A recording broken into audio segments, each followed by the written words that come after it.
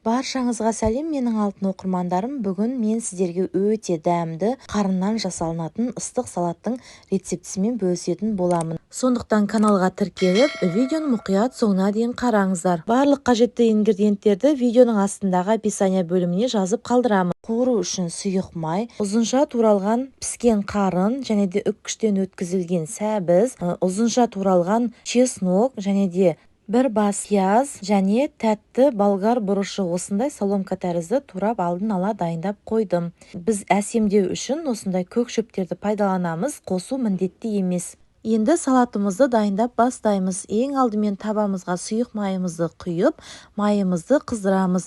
Қызып тұрған майымызға ең алдымен пиязымызды салып, жақсылап қуырып аламыз. Мен қып-қызыл болғанша қуырып алдым. Өзіңіздің қалауыңыз бойынша күнделікті тағамға қалай қуырасыз, дәл солай қуырып алсаңыздар болады. Бізге осылай қызарып, күйіп піскен пияздар өте қатты ұнайды. Оны білесіздер. Менің бұрыннан келе жатқан көрерменім болсаңыздар, мен үнемі пиязымды осылай қатты қыздырып қуырып аламын. Ендігі кезекте осындай соломка тәрізді туралған піскен сиырдың қарнын осылай қосамыз. Міндетті түрде осы салатты жасап көріңіздер, өте дәмді болып шығады. Бұл салатты қазақша хэ салаты деп те атайды. Қазіргі соғымның уақытында міндетті түрде дастарханыңызға дайындап көріңіздер. Сіздерге міндетті түрде ұнайды.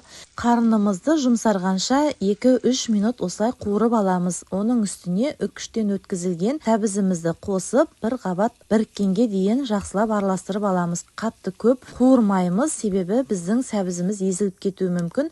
Сондықтан осылай біріккенше ғана араластырамыз. Енді тәтті болгар бұрышын, оны да бір қабат осылай біріккенге дейін жақсылап араластырып аламыз. Қатты көп қуырмаймыз, себебі біздің болгар бұрыштарымыз салаттың ішінде тірі қытырлап жүру керек. Енді оның үстіне чесногымызды қосамыз, бір қабат ғана араластырамыз. 1-2 секунд мөлшерінде осылай уақыт кетуі мүмкін. Басы біріккенге дейін жақсылап араластырып аламыз. Қатты көп қуырмаймыз. Бір ас қасық соя тұздығын және де татымына қарай тұзымызды, бұрышымызды және де кішкене қышқылдау болған қаласаңыздар, ұнтақталған қызыл бұрышты қоссаңыздар болады. Мінекей, біздің салатымыз дайын болды. Дәл осы қалпында енді әсемдеу үшін көк шөптерімізді қосамыз. Мен көк пиязды және де кинзаны қостым. Қосу міндетті емес, өзіңіздің қалауыңыз бойынша қоспасаңыздар да болады.